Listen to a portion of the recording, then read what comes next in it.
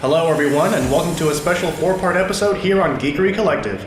I'm your guest host, Frank Moussette, and today we'll be covering, you guessed it, the official Zelda timeline and how it's actually wrong.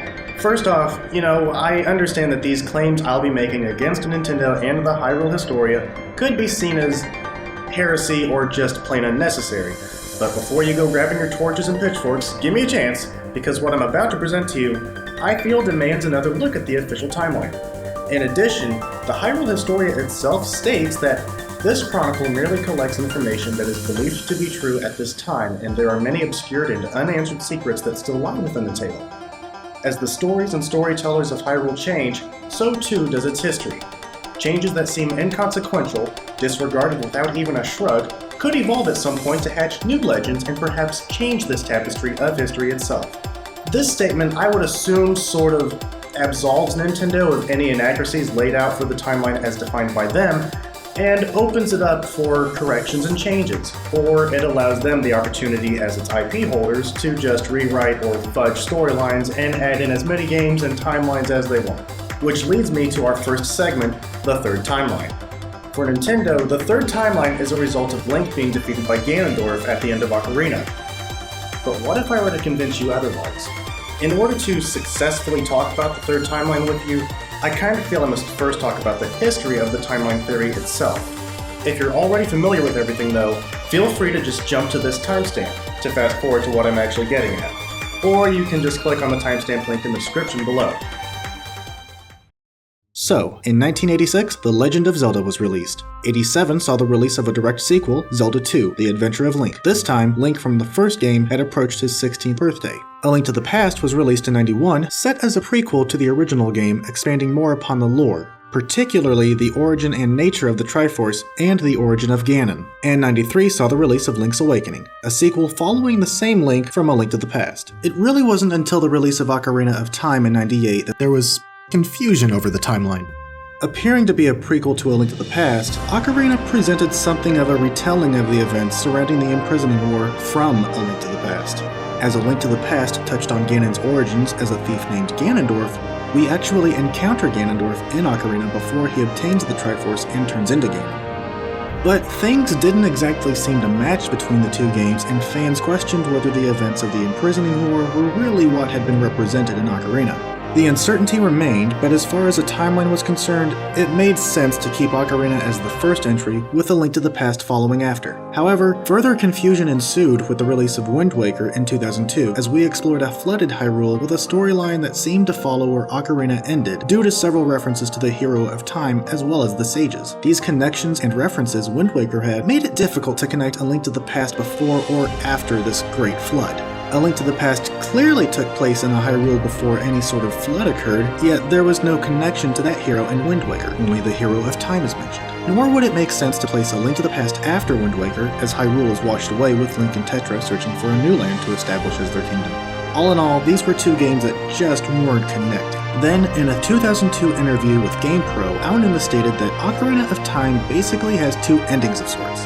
One has Link as a child, and the other has him as an adult. This game, The Wind Waker, takes place 100 years after the adult Link defeats Ganon at the end of Ocarina. This statement gave birth to the theory of a split timeline, with Wind Waker on the adult timeline and A Link to the Past seemingly placed on the child timeline, resolving the conflict between the two games. As for Zelda 1 and 2, those games were up for grabs by either branch, depending on who you talk to. After Wind Waker was released, I had my own assumptions about the placement of those games, which hasn't changed since that time, but I'll come back to that later. In actuality, the split timeline theory was really something of a minority opinion among fans at the time. But in 2006, even more confusion came about with the release of Twilight Princess, as there is now yet another game set up as a sequel to the Ocarina of Time. Now with this new game in the mix, a logical timeline seemed more and more impossible. The problem with Twilight Princess is there were now 3 games that did not recognize or reference each other, and all 3 were trying to be sequels to Ocarina. But belief in the split timeline became more prominent with another interview Aonuma had with Nintendo Dream. The Wind Waker is parallel. In Ocarina of Time, Link flew 7 years in time, he beat Ganon, and went back to being a kid, remember? Twilight Princess takes place in the world of Ocarina of Time 100 and something years after the piece returned to Kid Link's time. In the last scene of Ocarina of Time, kids Link and Zelda have a little talk, and as a consequence of that talk, their relationship with Ganon takes a whole new direction. In the middle of this game, being Twilight Princess, there's a scene showing Ganon's execution. It was decided decided that Ganon be executed because he'd do something outrageous if they left him be. That scene takes place several years after Ocarina of Time. Okay, now let's stop there for a second.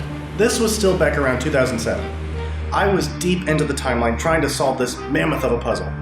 Like, a lot of the fandom probably thought, okay, this I can work with. That makes sense enough.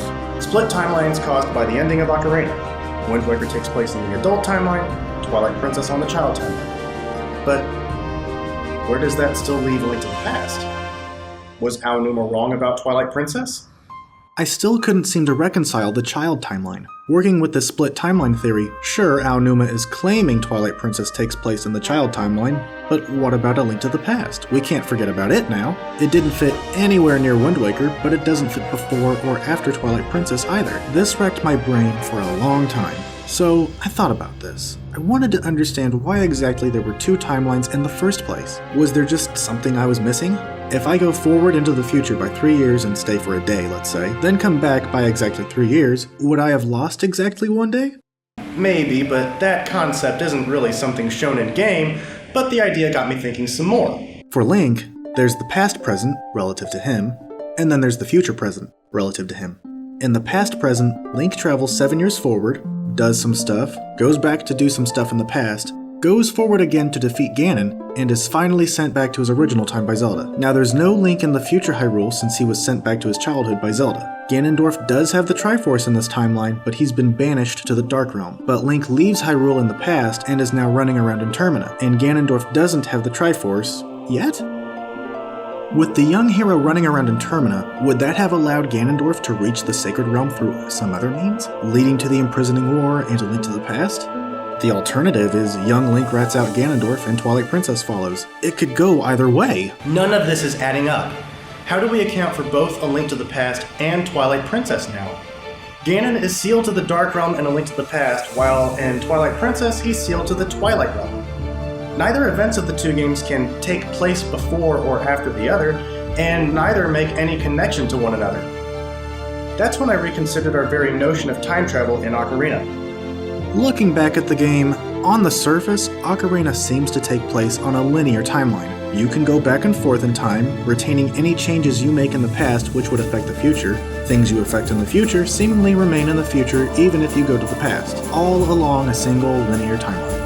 At least until the very end when Zelda sends you back. It's only when she sends you back that the split timeline occurs, so why is it only when she does it? Once again, I asked myself, well, if there's already two timelines, who's to say there aren't actually multiple timelines branching from Ocarina? If it could happen once, maybe it happened already once before. Initially, I wasn't a fan of this idea, but it kept bubbling up around in my head and I figured, you know what the hell, let's explore this. It might actually finally resolve A Link to the Past timeline placement for good. So let's consider Zelda's use of time travel as the gold standard, being anytime you go back, you create a separate timeline. If it's true for when she does it, it must be true for every instance. So, if that's the case, then how many times do you actually go back in time, at least for the sake of story progression? And the answer is, exactly one other time. Let's map out the timeline of Ocarina and observe every instance the player is forced to go back in time for story progression. Ocarina of Time.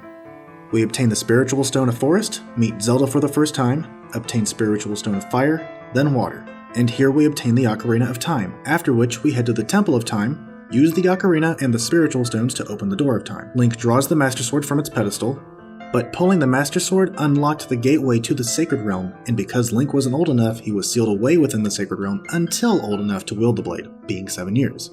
Ganondorf, already suspecting Link to have the keys to the Sacred Realm, takes advantage of the opportunity and enters, allowing him to claim the Triforce. After the 7 years passed and Link was old enough to wield the blade, he went on to awaken the sages Saria, Darunia, Ruto, and Impa. It's now here, at this point, we are forced to travel back in time for the sake of being able to progress the story. Keep in mind, you don't actually need the Lens of Truth in order to beat the Shadow Temple and beat the game. You can beat the game without ever acquiring the Lens of Truth. It's difficult, but possible. After entering the Spirit Temple, there really isn't much we can do. It's kind of a brick wall at this point. All that can be done is read the text written on those giant snake statues. As Link leaves the Spirit Temple, he's approached by Sheik and informed that he must return to this place as a child. Upon returning to the Spirit Temple as a child, Nabooru asks that Link find the Silver Gauntlets for her. The first part of the Spirit Temple involves Link obtaining the Silver Gauntlets as a child so he can later navigate the temple as an adult. Once Link finds the Silver Gauntlets, Nabooru is immediately captured by Komi and Kotake.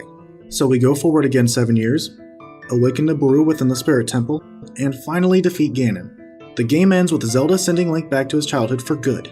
Keep in mind, she actually sends Link 7 years plus an amount of time before the young Princess Zelda ever met Link. So Link returns to his childhood, puts the Master Sword away, and we see him then entering the Castle Garden just as he had when he and Zelda met for the first time. Now then, of course Wind Waker takes place in the Hyrule Link left behind as an adult after defeating Ganon. This is the world we see in Celebration as the credits roll. The legend of the Hero of Time is born as Zelda and the sages have helped to save their world. At least so we'd hoped, but as we all know from the prologue at the beginning of Wind Waker, Ganon returns, the gods flood the world, and the kingdom of Hyrule is forgotten, but the story of the Hero of Time lives on. Back in Link's childhood, he warns Princess Zelda and the kingdom of Ganon in the future. The hero's quest is thus complete. The events of Ocarina are prevented. Link then leaves Hyrule in search of Navi, leading to Majora's Mask. Ganondorf, on the other hand, is captured, attempted to be executed, but instead sealed to the Twilight Realm, leading to Twilight Princess. As for that third timeline, well, if we learned anything from Zelda's use of time travel, when she sent Link back in time, she caused a split. Therefore, that first time Link goes back on his own also causes a split. Since adult Link was sent back and ceased to exist in the adult timeline at the end of the game, so too did he cease to exist in the timeline he left in order to return to the Spirit Temple as a child. Like I said, if it's true for Zelda, it's true for every instance you go back. So according to this breakdown of time travel, the first time Link goes back, he only awakened 4 of the 6 sages needed to seal Ganondorf. Not counting Rauru, because you didn't actually awaken him. So 5 of 6. Actually 5 of 7 if you count Zelda. Either way, that timeline Link left, he didn't actually awaken all the sages that were needed. There was still Nabooru to be awakened. So the, quota was not met, leading to what I believe were king-appointed sages in A Link to the Past. The sages from that game and Ocarina are not the same sages. I mean, do any of the maidens who are descendants of the sages look like a Goron or a Zora in A Link to the Past? So with Link having left that timeline, there was no hero to oppose Ganondorf. The hero's quest is incomplete in this timeline, leading to the imprisoning war with king-appointed sages sealing Ganondorf to the Dark World. See, if we're to accept that there are already 2 timelines as a result of Link saving Hyrule in the future and is then sent to the past by Zelda so he can relive his childhood, then that means one fundamental thing we have to accept, which is you cannot negate causality. You cannot overwrite the very cause of your going back in time in the first place. If it were the case that you could, then there wouldn't even be 3 timelines at all. There wouldn't be a 3rd timeline going to A Link to the Past. There wouldn't have been an adult timeline leading to Wind Waker, because everything would have just been overwritten with Twilight Princess anyway. When I understood this concept of split timelines due to the fact that you cannot negate or overwrite causality, it all made so much more sense. No longer did Twilight Princess conflict with A Link to the Past for placement on the Child timeline. Twilight Princess does take place on the Child timeline, and A Link to the Past occurs as a result of Link going back in time the first instance to beat the Spirit Temple. By going back in time that first instance, Link unknowingly left behind that timeline for good and saved an entirely separate one from his original timeline. So the Hyrule we see as young Link at the start of the game is the Hyrule of what will become A Link to the Past. The Hyrule we see at the end of the game, when Link defeats Ganon and all the sages he awakened seal Ganondorf away, is the Hyrule that's later flooded in Wind Waker. And lastly, the Hyrule we see adult Zelda return young Link to as a child, where Navi leaves him and Link encounters young Zelda in the courtyard for the last time, is the Hyrule of Twilight Princess. Now, I do want to touch base on this. Ocarina kind of plays like a movie. And what I mean by that is, you can fast forward in time, affect the future, awaken the sages and such, rewind back to a time before you went forward, affect the past, and then fast forward to the future again, and those changes you made in the future the first time remain. This, of course, makes no sense at all as far as time travel is concerned, because whatever things you did in the future should not remain when you go back in time and then forward again. For example, think about Back to the Future. How old Biff went back in time to give his young self the almanac, then afterwards we see him actually returning to the same future where he stole the time machine from Marty and Doc. That future he returned to should have been a future influenced by the changes he made in the past. a 2015 influenced by Casino Biff. The 2015 old Biff returned to wouldn't have been in any sort of state as it was, because Doc was committed, Marty's dad was murdered, and Lorraine was married to Biff. But I get it. I get why they did it. It's a movie. They needed to progress the story somehow. It was a really silly slip-up, but whatever. Ocarina plays like it does because of gameplay. At the end of the day, it is still just a game, and they needed to move the story along just like they had to in Back to the Future. Truth is, though, if you go back in time, you would have undone anything you did in the future. So in the case of Ocarina, Link would have undone all that hard effort in awakening the sages. But the game designers aren't going to make you, the player, reawaken the sages all over again anytime you go to the past and then to the future again. But I argue that behind the scenes, that's actually what Link would have to have done. But we don't experience that as the player for the sake of playability. And when you think about it, kind of adds even more salt to the wound for that Link when he becomes the hero's shade as we saw him in Twilight Princess. So much regret and pain for a guy who did so much to save a timeline that does remember him, only to be flooded and destroyed anyway, while living in a timeline that doesn't herald him as the hero or anything. Ocarina Link got the shaft more than any other Link, I'd say. With that, you cannot imagine how flustered I was when Nintendo finally released the Hyrule Historia in 2011. Sure, I was very happy when it was confirmed that there was indeed a third split and it did follow up with A Link to the Past, but the Hyrule Historia claims this third timeline is caused by Ocarina Link being defeated at the hands of Ganondorf in the final battle. Or alternatively, some players could think of it as any time the player died or had a game over. What? Dude, are you kidding me? No. I never accepted this heroes defeated nonsense. I mean, how can he be the hero if he's dead? Like, it really just feels like weak sauce. It's just lazy writing to say, oh, Link was defeated by Ganondorf, and that's what caused the third split. What? Don't give me this multiverse theory crap. If Link's killed by Ganondorf, then the story should have just ended there. But he wasn't killed. Ocarina ends with Link defeating Ganondorf. So what I'm suggesting is, it's not the case that the hero was defeated, as Nintendo puts it, but rather, there was no hero at all in the third timeline. The third timeline would be better retconned or revised to reflect this reinterpretation of events leading to the third split and renamed from Heroes Defeated to simply Hero is Absent. I mean, come on. It's seriously a pathetic use of the multiverse theory as their plot device. Oh, well, in this universe, Link defeated Ganondorf, but in another universe, Ganondorf kills Link instead. If Nintendo's gonna sit there and say the third split is caused by Link being killed by Ganondorf, then there is nothing stopping them from saying there's a split in every game where Link is potentially killed by the villain. At least what I'm proposing actually makes sense. What they're doing is just a cop-out. Hey, thanks for watching part 1 of 4 of our look at the Zelda timeline as we examined the third split. Keep your eyes out for part 2, and if you enjoyed this, here are some other videos you might enjoy as well. Also, don't forget to like and subscribe.